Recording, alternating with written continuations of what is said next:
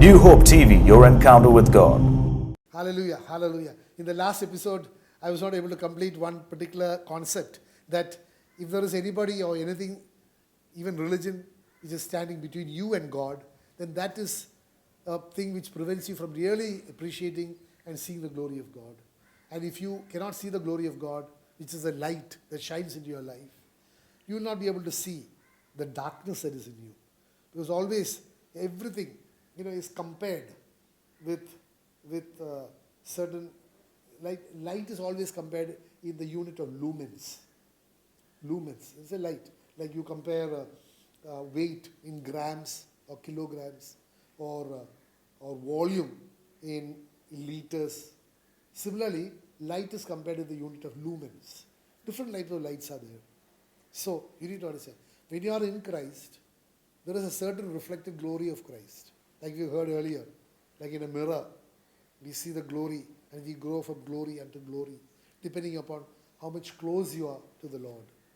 But you need to understand that still, as long as we are in the flesh, the flesh is always liable to sin.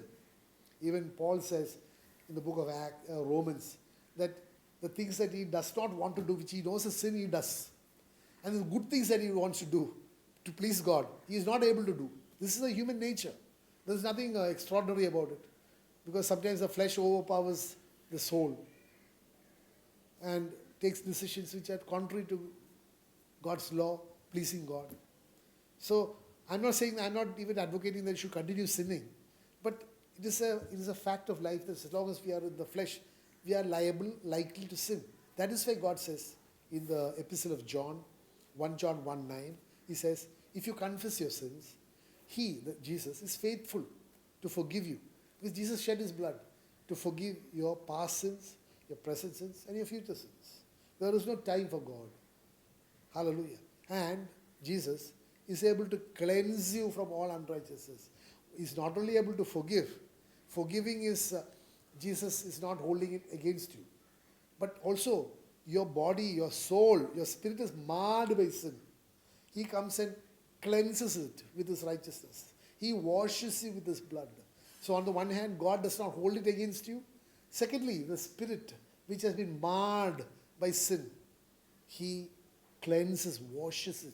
As we wash our clothes, which is dirty after a day's use.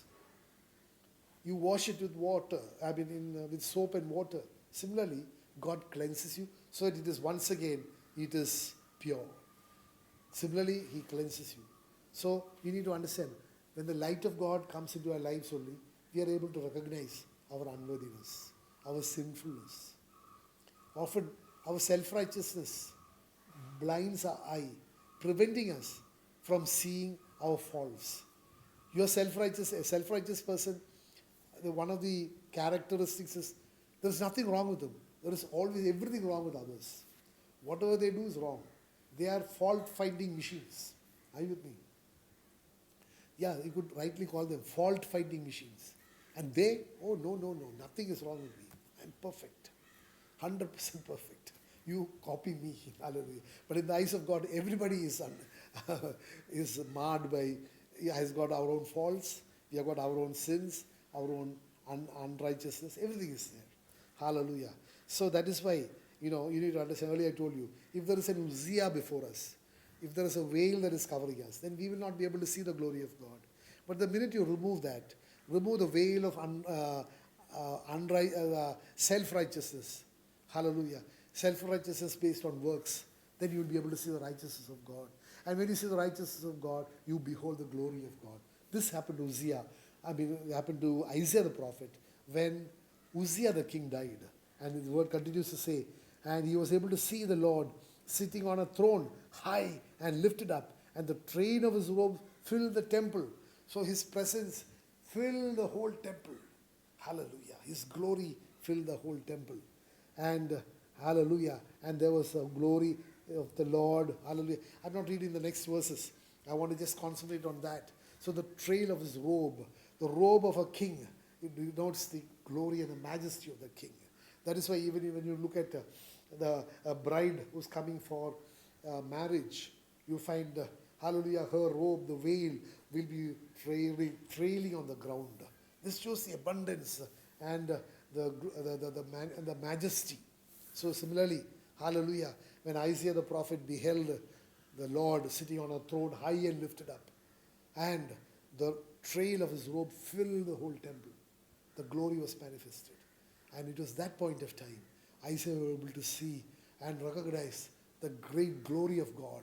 And recognition of that glory allowed him to see his, I don't know whether the right word is ungloriousness. No, his unrighteousness, his sin was able to be revealed because of it. And therefore, hallelujah, he could not but utter. He says, and he touched my mouth, hallelujah. And he said, hallelujah. And he could not but utter what is there in, hallelujah, verse 5.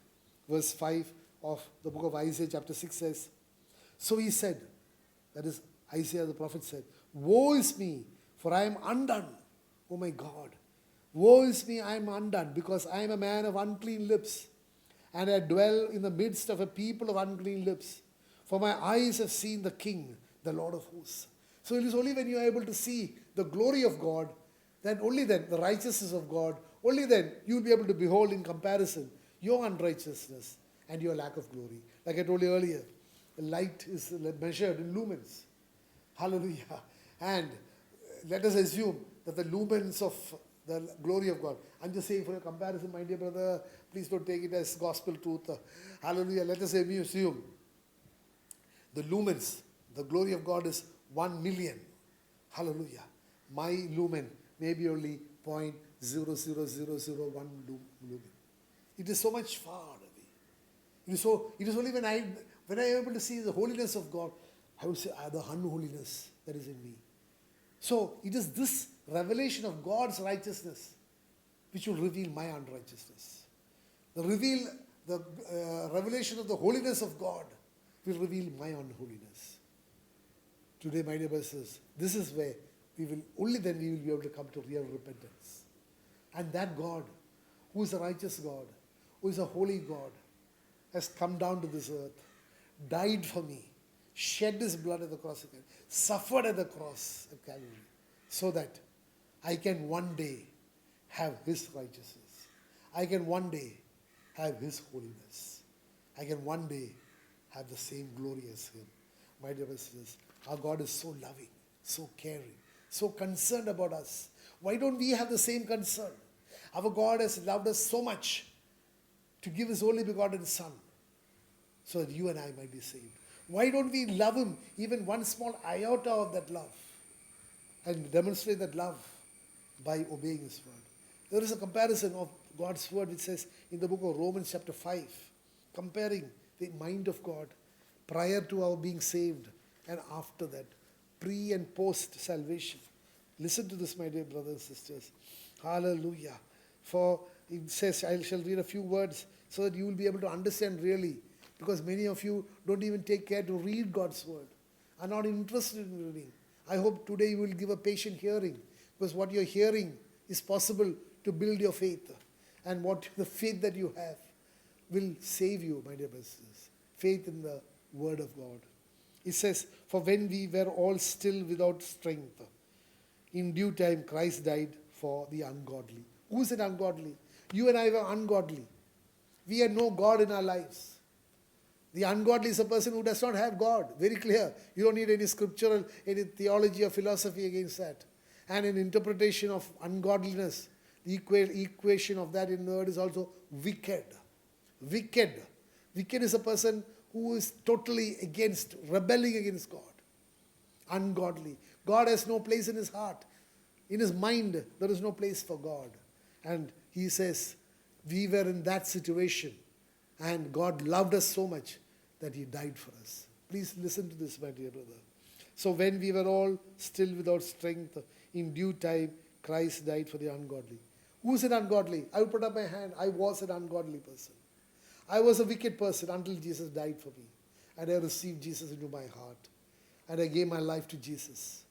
So now I can say, I am no longer ungodly. I am no longer wickedly. Maybe I will sin. But Jesus says, if you confess your sins, if you repent for them, he will forgive you. And he will cleanse you. Next verse says, verse 7. For scarcely for a righteous man will one die, yet perhaps for a good man, someone would even dare to die. Yes, it's the truth.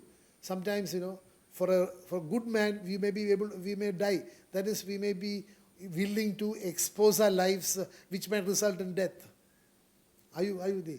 For an unrighteous man, for a scoundrel, for a rogue, a thief, you are generally not going to expose yourself to die for him. This is what the Word of God says. Much more, that we were scoundrels and rogues and thieves. Much more then, having now been justified by His blood, we shall be saved from wrath through Him. So He says at one point we were wicked, we were ungodly, but Jesus died.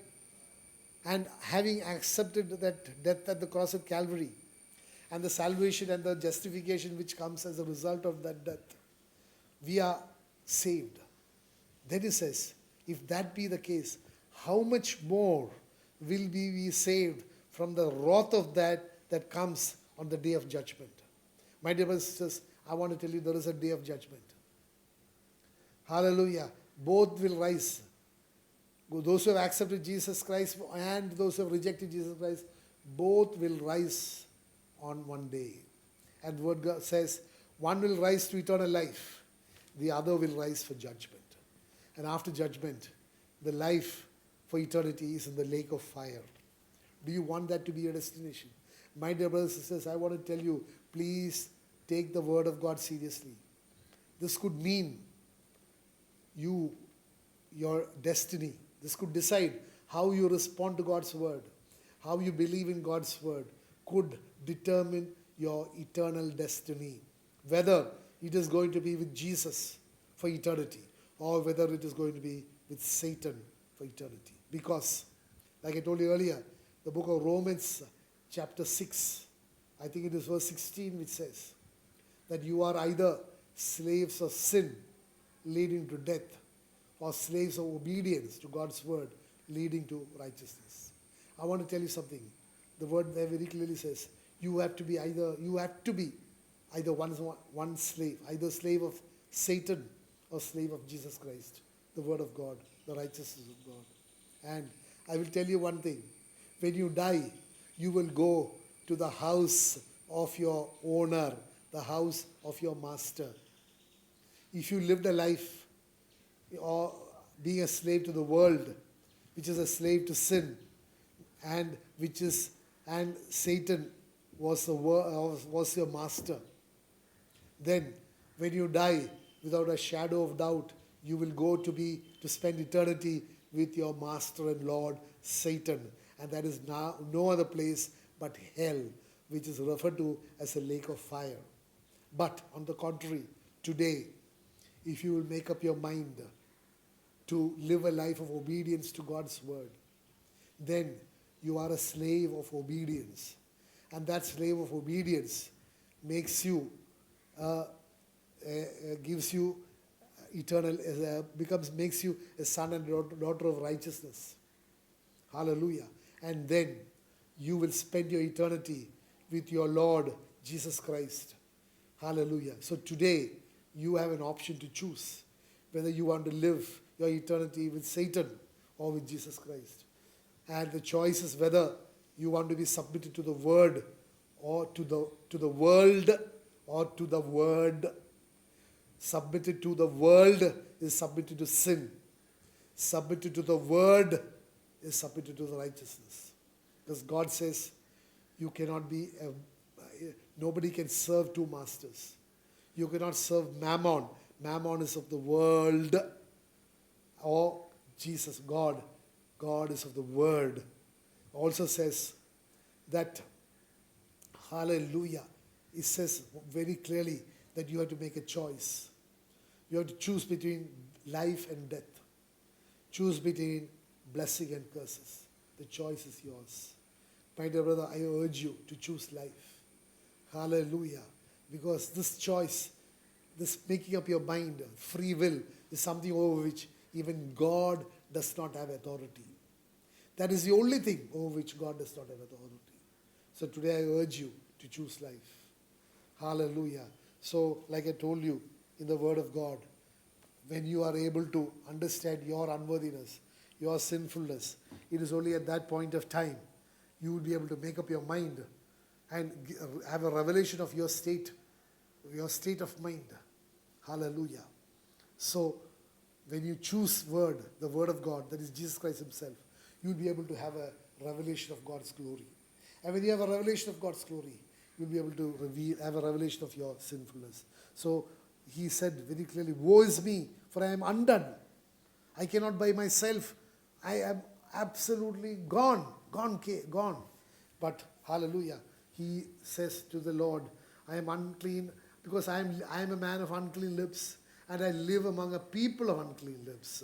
Hallelujah. And he says, because my revelation, my eyes have seen the Lord of hosts. My eyes have seen the glory of God, and eyes have seen the majesty of God, the worthiness of God, and my unworthiness. Now to go forward in the book of Romans chapter 5. Hallelujah. It says, verse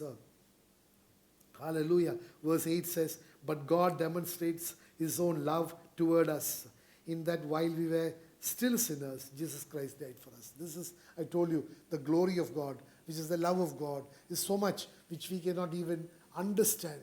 Hallelujah. The word of God says in the book of Ephesians that the love of God surpasses our human understanding, that the depth, the width, the height, or the length of the love of God is something which we cannot even comprehend. It goes above, beyond our human intellect. So no one can say, I know how much God loves me. Yes, in a way you could say how much God loves me. God demonstrated at the cross of Calvary, this much I love you. I love you so much to give my life for you. Do you love me so much? That is why a person who has understood that, really, the depth of God's love, only that person will be able to repeat. And this word in the book of Galatians chapter 2 verse 20, it says, I have been crucified with Christ. It is no longer I who live, but Christ lives in me. And the life I now live in the flesh, in this world, in this earth, I live by the faith of the Son of God, who loved me so much that he gave himself for me. My dear brother, my dear sister, would you be able to put yourself in that place and also just paraphrase it a little more, add a little more, and say, who loved me so much that he gave himself for me. And now I will take a decision that I will love my Lord so much that I am willing to give myself for him, for Jesus. This should be the attitude of a believer. A true believer should be able to give yourself for him. By what? By dying to yourself, to the world, to sin, to flesh, to Satan, and be born again into a new life. A life that is focusing only on pleasing God. A life that has only Jesus in your focus. Like the word says in the book of Hebrews chapter 12 verse 2, looking unto Jesus, the author and the finisher of my faith.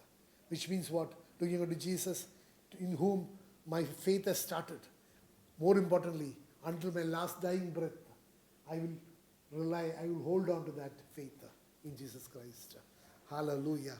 Who gives me an example, who for the joy that was set before him endured the cross. I will follow his footsteps. For the joy that is set before him, joy of eternal life, I am willing to endure all the crosses and trials and tribulation and persecution and everything that may come against me in my Christian life. Hallelujah. Because I am sure that there is a joy.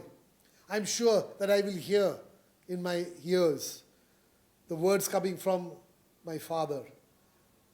As said in the book of Matthew chapter 25, well done, good and faithful servant. You have been faithful in little things on this world, and therefore I will entrust you with greater things in my kingdom. Enter into the joy of the Lord. My dear brothers, this is the joy that you must keep before you. When you endure every cross here on earth, being sure that our God is a faithful God. As sure as Jesus was sure of the joy of Jesus was the joy of salvation. Your salvation, my salvation, the salvation of the whole world, who would accept him as his Lord, as their Lord and Master, who would be justified by the shed blood at the cross of Calvary. And the word goes on to say For if, when we were sin enemies, we were reconciled to God through his death of the Son, how much more, having been reconciled, shall we be saved by his life? Then it goes on to say, and not only that, but we also rejoice in God through our Lord Jesus Christ, through whom we have now received reconciliation. I told you earlier, the ministry that the Lord has given us is a ministry of reconciliation. As mentioned in 2 Corinthians chapter 5, verse 20. He has given us a ministry of reconciliation. And as I told in the earlier episode, God is pleading through us, my dear brother, as a mouthpiece of God. It is God who is speaking to you, is pleading through us that, my dear brother, my dear sister, be reconciled to the Father. It is this reconciliation that gives us a joy. As mentioned in Romans 5:11, I want to read it once again to you.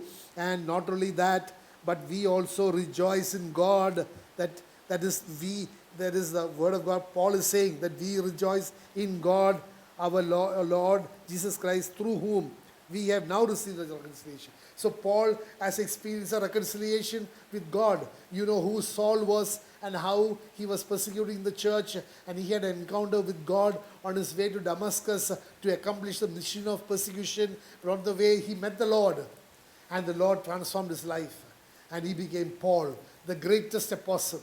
Hallelujah. So this reconciliation brought about a great reconciliation with the Father, bringing out a great ministry that is revealed through Paul. Today, my dear brothers, I want to tell you that if you decide to be reconciled with the Father, the Lord is going to use you in a mighty way for the glory of the kingdom of God. And he's saying, hallelujah, therefore be reconciled. So even here, hallelujah, Isaiah the prophet is just standing at the threshold of a great ministry. But the Lord wanted to reveal to him his unrighteousness, his unholiness. That is why the Lord revealed himself in his total glory. And when the Lord revealed his glory, Isaiah the prophet was able to see his unholiness. He declared, he confessed his unholiness. He says, woe is me, for I am a man of unclean lips. Hallelujah. And I also live among a people of unclean lips, because I have seen the Lord of hosts. Hallelujah. Today, my dear brother, sisters, I urge you to ask God to give you a revelation knowledge of his glory. When he asked, let me take you to that. God, hallelujah, revealed his glory to Moses. Hallelujah. Let's go to the scripture in the book of Exodus, chapter 33. Hallelujah. Verse 17 says, so the Lord said to Moses, I will also do this thing that you have spoken, for you have found grace in my sight, and I know you by name. Hallelujah. And he said, please show me your glory. Moses said, Lord, please show me your glory. Hallelujah. Just like Isaiah the prophet, at the threshold of his ministry, he beheld the glory of God. Today I want to tell you, you and I are in the threshold of a ministry. Maybe you are already in ministry, but I want to tell you, there is a great, great, great ministry just waiting. You are at the threshold of that ministry if you are able to really behold the glory of Lord.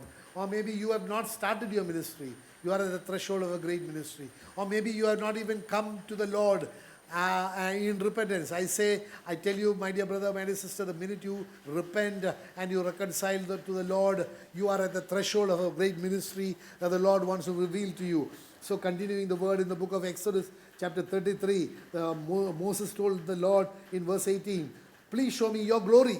And let us see how the Lord showed his glory. Verse 18 says, then he said, I will make all my goodness pass before you, and I will proclaim the name of the Lord before you. I will be gracious to whom I will be gracious, and I will have compassion on whom I will have compassion. Hallelujah.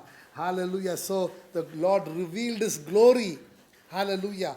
In a way, the Lord revealed his glory by revealing his graciousness, his loving kindness, his tender mercies, and telling him that I will be gracious to whom I want to be gracious. I will have mercy on whom I want to have mercy. And this also says in the book of Romans chapter 9, I will have compassion on whom I want to have compassion. The grace of God is really the compassion of God, my dear brothers. The grace of God is nothing Some people say the grace of God is a car I got or a building or a house that I built. No, the grace of God is Jesus being the substitutionary sacrifice. Hallelujah. That is the unmerited favor. I and you and everyone were supposed to die for our sins because the wages of sin is death. But Jesus became a substitutionary sacrifice. That is the unmerited favor. The crucified Christ is the unmerited favor. The crucified Christ is the grace of God. And because of that, I am justified. And all the blessings that God has given us is the graciousness, the fruit of that justification. Hallelujah. Hallelujah. So today you need to understand, when God revealed his graciousness to Moses, what he revealed, when God revealed his glory to Moses, he revealed his character. Hallelujah. That is the glory of God. His graciousness, his goodness, his hallelujah, hallelujah, his compassion on us. Today you and I must be able to see that glory. And only when you see the mind of God, the character of God, hallelujah, hallelujah, the covenant of God, the unceasing, unpassing, the covenant of God, only then you will be able to really appreciate the glory of God in our lives. Hallelujah, hallelujah. You need to understand that today you need to experience God's glory to experience your unrighteousness. And once that is done, you will confess your sins. Once you confess your sins, you will be able to behold the glory of God in your life. Amen, amen, amen.